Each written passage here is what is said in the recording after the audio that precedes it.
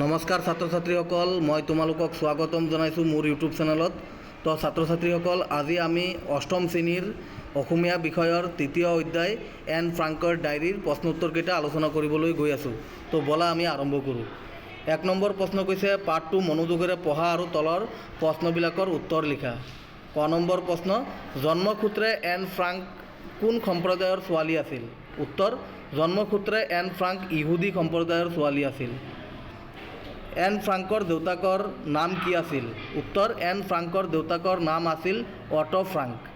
Nazi বাহিনীৰ হাতৰ পৰা ৰক্ষা পাবলৈ তেওঁলোক ক'ত লুকাই আছিল?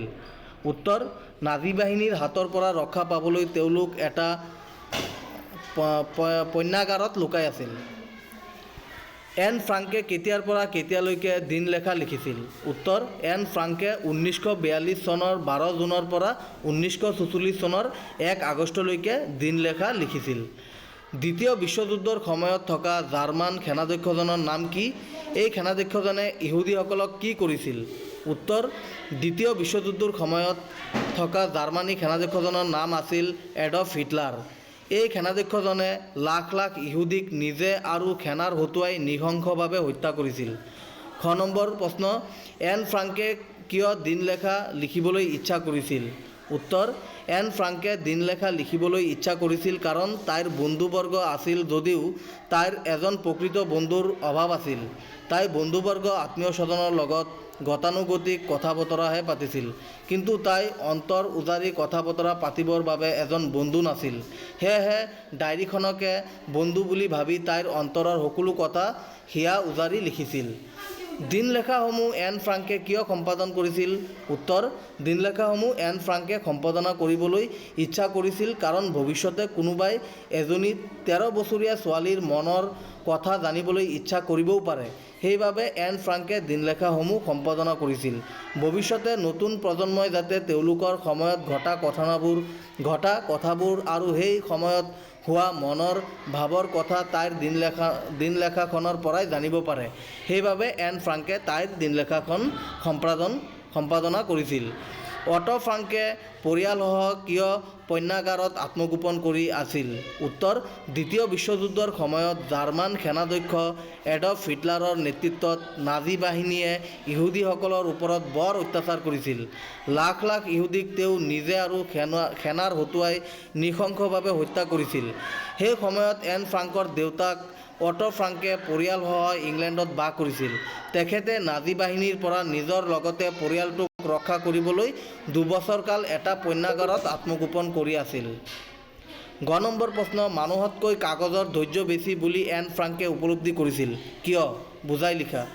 উত্তৰ, মানুহতকৈ কাগজৰ ধৈৰ্য বেছি বুলি এন ফ্ৰাংকে সেইদিনা বৰকৈ উপলব্ধি কৰিছিল যিদিনা তেওঁৰ কৰিবলৈ একো কাম নথকাৰ বাবে হতাশাত ভুগিছিল। তেতিয়া তাই দেখিছিল যে তাইৰ সন্মুখত টেবুল এখনত এদম কাগজ পৰি আছে। কাগজৰ দমটো বছৰ বছৰ ধৰি সেই টেবুলখনতে পৰি আছিল, তথাপিও সিহঁতৰ আপত্তি নাছিল। তেতিয়াই তাই অনুভৱ কৰিছিল যে মানুহতকৈ কাগজৰ ধৈৰ্য বেছি। ঘ নম্বৰ প্ৰশ্ন, এন ফ্ৰাংকে নিজকে কিয় অকলশৰীয়া বুলি অনুভৱ কৰিছিল? উত্তৰ, এন ফ্ৰাংকে নিজকে অকলশৰীয়া অনুভৱ কৰিছিল কাৰণ তেওঁৰ এজনো প্ৰকৃত বন্ধু নাছিল। তেওঁ যেতিয়া বন্ধুৰ লগত হাঁহি ধেমালি কৰে সেয়া মাত্ৰ গতানুগতিকহে আছিল, কিন্তু অন্তৰ উজাৰি সকলো কথা আদান প্ৰদান কৰিব পৰাকৈ এজন বন্ধুৰ অভাৱ অনুভৱ কৰিছিল। 2 নম্বৰ প্ৰশ্ন কৈছে, তলৰ শব্দসমূহৰ শব্দ অৰ্থ সম্ভাৰ চাই নিজৰ বহীত লিখা। শব্দ অৰ্থ গণ্য, লেখত ল'বলগীয়া, গতানুগতিক, নতুনত্ববিহীন। অস্ত্ৰোপচাৰ অপাৰেশ্যন, ৰোগ চিকিৎসা কৰাৰ বাবে অস্ত্ৰৰ প্ৰয়োগ। বৰ্বৰ, নীচ, অসভ্য। পৰিত্যক্ত, এৰা, ত্যাগ কৰা। প্ৰবাদ, প্ৰবচন, মানুহৰ মুখে মুখে চলি অহা আগৰ দিনৰ কথা। অধিগৃহীত, আইনৰ সহায়েৰে দখল কৰা। থিৰাং, নিশ্চিত। উৎসৰ্গা, দান কৰা। আড়ম্বৰ মানে জাকজমকতা। প্ৰত্যাশিত মানে আশা কৰা। ভাৱমূৰ্তি মানে কোনো ব্যক্তি বা বিষয় সম্পৰ্কে লোৱা ধাৰণা। পঞ্জীভূত মানে থুপ খাই থকা। খামকটা মানে উপশম হোৱা। সন্নিৱিষ্ট মানে অন্তৰ্ভুক্তি কৰা। 3 নম্বৰ প্ৰশ্ন, কিটি কোন? এন ফ্ৰাংকে কিটিক বন্ধু হিচাপে কিয় গণ্য কৰিছিল? বুজাই লিখা। উত্তৰ, কিটি হৈছে এন ফ্ৰাংকৰ ডায়েৰীখনৰ নাম। এন ফ্ৰাংকে তেওঁৰ জীৱনত এজন প্ৰকৃত বন্ধুৰ অভাৱ অনুভৱ কৰিছিল। তেওঁৰ বহুতো লগৰীয়া আছিল যদিও হিয়া উজাৰি ভাৱৰ আদান প্ৰদান কৰিবলৈ এজন বন্ধু নাছিল। সেয়েহে তেওঁ মনৰ কথাবোৰ ডায়েৰীখনিত লিপিবদ্ধ কৰিছিল আৰু ডায়েৰীখনকে প্ৰকৃত বন্ধু বুলি গণ্য কৰি নাম ৰাখিছিল কিটি। এনেদৰেই তেওঁ চুটি জীৱনকালত কিটি নামৰ কাল্পনিক বন্ধুগৰাকীলৈ সম্বোধন কৰি ডায়েৰীৰ পাততে হিয়া উজাৰি মনৰ কথা প্ৰকাশ কৰি থৈ গৈছে। 4 নম্বৰ প্ৰশ্ন, এন ফ্ৰাংকৰ ডায়েৰীখন পুথি আকাৰে প্ৰকাশ হোৱাত কোনে আগভাগ লৈছিল? তেখেতে এই ডায়েৰীখন কিয় পুথি আকাৰে প্ৰকাশ কৰিছিল?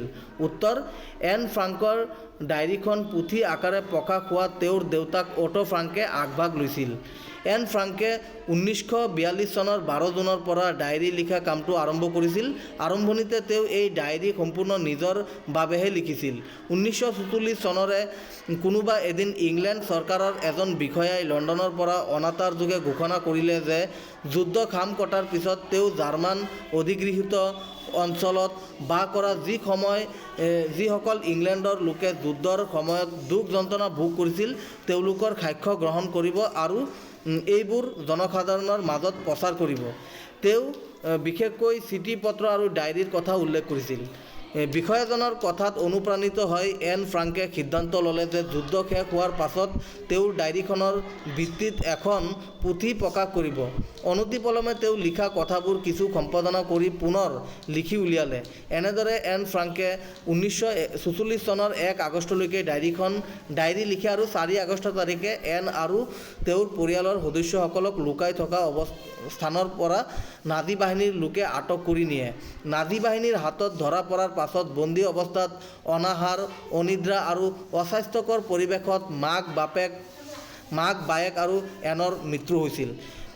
একমাত্ৰ দেউতাকেই নাজী বাহিনীৰ কবলৰ পৰা জীৱিত ৰূপত বাচি আহিছিল।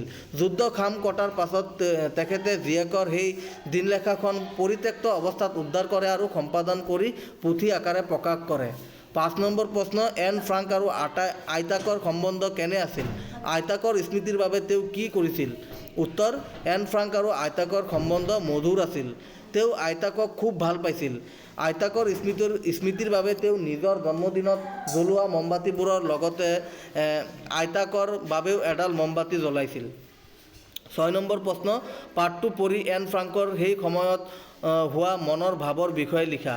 উত্তৰ, পাঠটো পঢ়ি সেই সময়ত এজনী 13 বছৰীয়া ছোৱালীৰ মনৰ কথা বুজিব পৰা যায়। তাই সৰু কালতে ইমানবোৰ দুখ কষ্টৰ মাজেৰে পাৰ হ'ব লগা হৈছিল। 6 নম্বৰ, ভাষা অধ্যয়ন, ব্যৱহাৰিক ব্যাকৰণ মানে এইটো।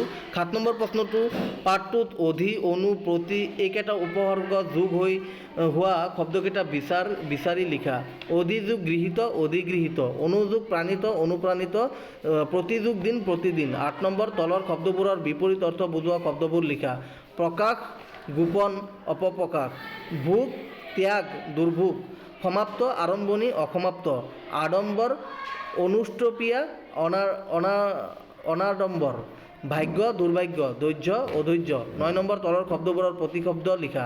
যন্ত্ৰণা, যাতনা, কৰুণ, কাতৰ, কিশোৰী, বালিকা, মৃত্যু, মৰণ। 10 নম্বৰ প্ৰশ্ন, তলৰ বাক্যবোৰ সৰল বাক্য, যৌগিক বাক্য আৰু জটিল বাক্য অনুসৰি শ্ৰেণী বিভাজন কৰা। মই আহিলোঁ আৰু তেওঁ ঘৰলৈ গ'ল, যৌগিক বাক্য এইটো। ভাল ল'ৰা কাৰণেহে তেওঁ পুৰস্কাৰ পালে, এইটো জটিল বাক্য। বৰষুণ পৰিছে, সৰল বাক্য। মই সদায় ভাত খাই স্কুললৈ যাওঁ, সৰল বাক্য। একমাত্ৰ দেউতাকেই নাজী বাহিনীৰ কবলৰ পৰা জীৱিত ৰূপত বাচি আহিছিল, সৰল বাক্য। এন ফ্ৰাংকে 1942 চনৰ 12 জুনৰ পৰা ডায়েৰী লেখা কামটো আৰম্ভ কৰিছিল, এইটো সৰল বাক্য।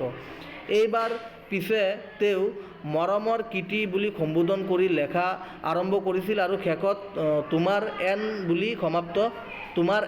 বুলি সমাপ্ত কৰিছিল, এইটো যৌগিক বাক্য। জন্মদিনৰ মমবাতিৰ লগতে আইতাৰ স্মৃতিত এডাল মমবাতি জ্বলোৱা হ'ল, এইটো জটিল বাক্য। 11 নম্বৰ প্ৰশ্নটো কৈছে, তলৰ বাক্যবোৰ তুলনামূলক বাক্যলৈ পৰিৱৰ্তন কৰা, দুটা আৰু বহুতৰ মাজত। সোণ উজ্জ্বল, সোণ ৰূপতকৈ উজ্জ্বল, আন সকলো ধাতুতকৈ সোণ উজ্জ্বল। মীনা মেধাৱী, ৰীণাতকৈ মীনা মেধাৱী, শ্ৰেণীৰ আটাইতকৈ মেধাৱী ছাত্ৰী মীনা। অৰুণ ওখ, অৰুণ বলেনতকৈ ওখ। নৱম শ্ৰেণীৰ আটাইকেইটা ল'ৰাৰ ভিতৰতে অৰুণ ওখ, জোনবাই ঘূৰণীয়া, জোনবাই পৃথিৱীতকৈ সৰু, সূৰ্য পৃথিৱী আদি জ্যোতিষ্কৰ ভিতৰত জোনবাই আটাইতকৈ সৰু। এই কিতাপখন ভাল। উত্তৰ, সেইখন কিতাপতকৈ এইখন কিতাপ বৰ ভাল। লাইব্ৰেৰীৰ কিতাপবোৰৰ মাজত এই কিতাপখনেই আটাইতকৈ ভাল। 12 নম্বৰ প্ৰশ্ন কৈছে বাক্য ৰচনা কৰা। উত্তৰ, অনতিপলমে ঘটনাবোৰ তদন্ত হোৱা উচিত। হাঁহি ধেমালি, কণ কণ ল'ৰা ছোৱালীবোৰৰ হাঁহি ধেমালিৰে গোটেই ঠাইখিনি সুখৰিত হৈ উঠিছে। ৰূপান্তৰিত, তাপ পালে বৰফ গলি পানীলৈ ৰূপান্তৰিত হয়। আত্মগোপন, ৰুবুলে হৰিহঁতৰ ঘৰতে আত্মগোপন কৰি আছিল। চিঠি পত্ৰ, আজিকালি চিঠি পত্ৰৰ আদান প্ৰদান নাইকিয়ায়ে হৈ গ'ল। দুখ যন্ত্ৰণা, ডেকা ল'ৰাটোৰ মৃত্যুত ঘৰখনৰ দুখ যন্ত্ৰণাৰ সীমা নোহোৱা হ'ল। পৰিত্যক্ত, তেওঁলোকৰ খুৰাকৰ ঘৰখন বহু বছৰ ধৰি পৰিত্যক্ত অৱস্থাত আছে। বিশ্ববিখ্যাত, পাবালো পিকাচো এজন বিশ্ববিখ্যাত চিত্ৰশিল্পী। আদান প্ৰদান, মৰম চেনেহৰ আদান প্ৰদানৰ দ্বাৰাহে সম্বন্ধবোৰ ধৰি ৰাখিব পাৰি। চিন্তা ভাৱনা, বেছিকৈ চিন্তা ভাৱনা নকৰি নিজৰ কৰ্তব্য কৰি যোৱাই মংগল।